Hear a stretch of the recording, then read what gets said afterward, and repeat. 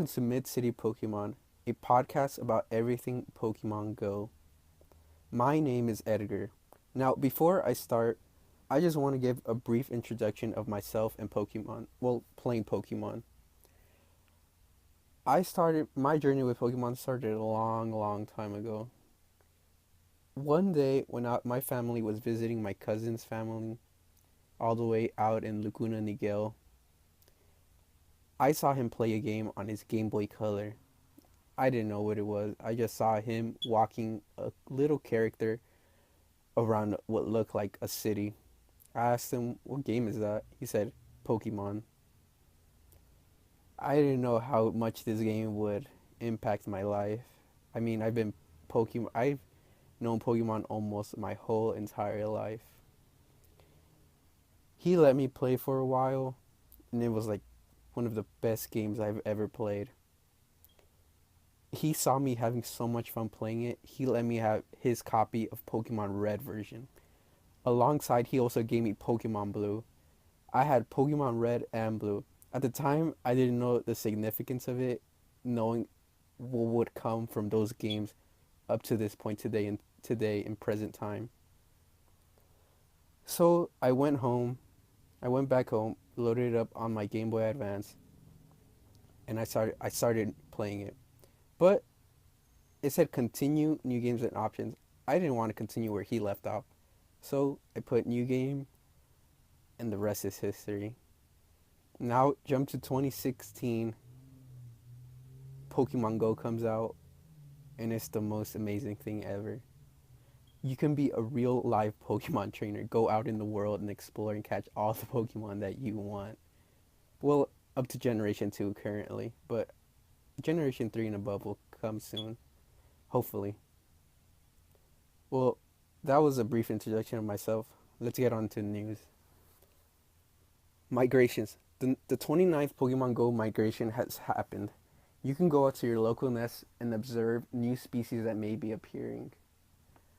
At my local nest, it was Magnemites before the migration happened. This was really helpful for me because I really wanted that gold medal, depot medal badge, since that's the only one. I mean, I still need the steel one, the dragon tamer, and the ice medals. I still need medals for those three. So I was pretty bummed that the migration ended, but I know it has to happen. My Magnemite nest turned into a Bulbasaur nest.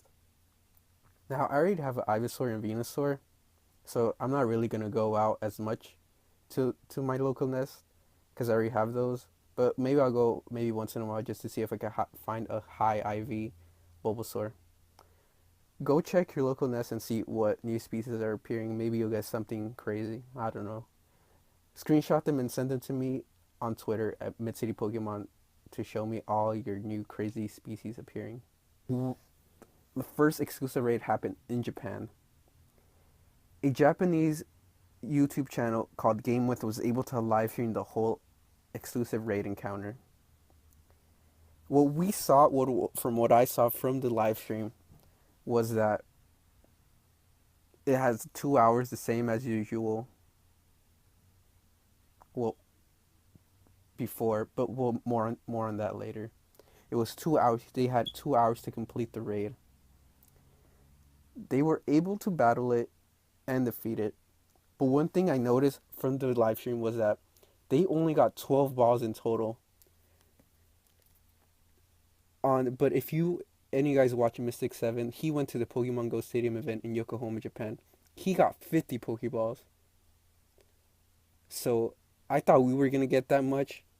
Maybe it'll be like a really low catch rate, maybe like 1%. But according to some reports, it's a 6% base capture rate, which is pretty high considering that right now Raikou, Suicune, and Entei have a 2% capture rate. So that's something to take into account when Mewtwo eventually gets rolled out to everybody else.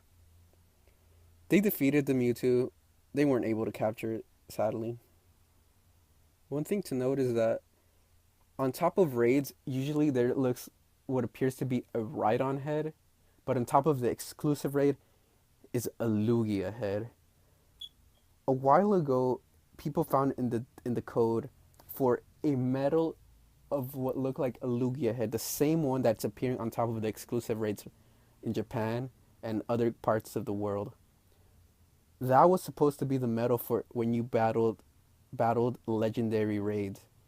For example, Lugia, Articuno, Moltres, and Zapdos. But as you can tell, the medal hasn't been added yet.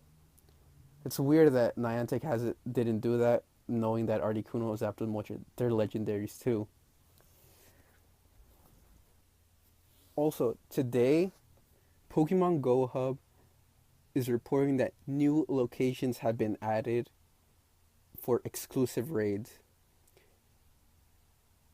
The following locations are reported places where players have been getting invitations for exclusive raids.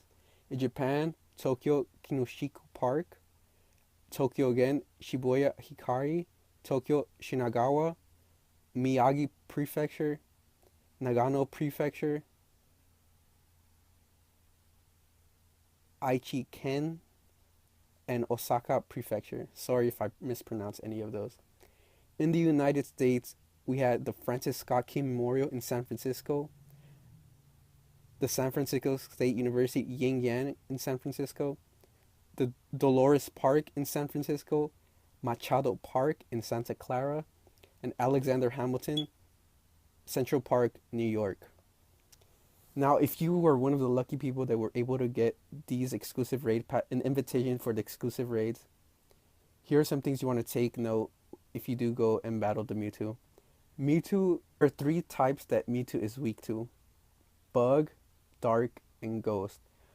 So you're going to want to use Pokemon that have Bite, Crunch, like Tyranitar and Gyarados. Those are two good options. You're going to want to use your Houndooms. You want to use Gengars. Anything with Ghost, Dark, and Bug types. Pinsir is a good option. I have a 98% Pinsir with Bug Bite and X's, and I've been waiting to use that on a Mewtwo. So, Pokemons that you want to use to go against Mewtwo. Next, let's talk about an article that the Silph Road put out about changes to the egg pool. 9 Pokemon have been removed from the egg pool. These following Pokemon that I'm going to name will no longer be appearing from eggs: Bulbasaur, Charmander, Squirtle, Staryu, Ekans, Goldeen, Magnemite, Vulpix, and Yanma. That had been added to the egg pool. In the rare category, Chikorita, Cyndaquil, Totodile, Teddiursa, Houndour, and Snubbull have been added. In the uncommon tier, Marill, Wooper, Chinchou, Swinub, Natu, Spinarak, and Hoppip have been added. The following Pokemon have been changed from 10-kilometer eggs to 5-kilometer eggs: Chinchou, Mantine, Pineco, and Gligar. Well, that's good news for us because I've been hating hatching 10Ks with those Pokemon. I wanted to find something like a Dratini or a Larvitar better. Also, Pichu has been changed from uncommon to common. This is probably due to the fact to make it easier for people to hatch shiny Pichu. Because I still haven't hatched a shiny Pichu. Also, Mareep has changed from rare to uncommon. Porygon has changed from super rare to uncommon. Skarmory changed from super rare to rare. Now, I want to go to a segment called Catch of the Week. If you listen to any other Pokemon Go podcasters, they also do Pokemon Catch of the Week. And I just want to do it just it's fun. For me, this week, my Catch of the Week is a Raikou. I caught this Raikou at CP 1893. That is a 91%. I don't know. I'll be lucky if I can find anything higher than that. Send me your catches of the week on Twitter at MidCity Pokemon. Well, that's it for episode 1 of MidCity Pokemon. Please like, comment, and subscribe. Follow me on Twitter at MidCity Pokemon. Also, this will be available on SoundCloud at MidCity Pokemon. Also you can also follow me on Instagram at MidCity Pokemon. Oh, thanks for listening, and I'll see you guys next week.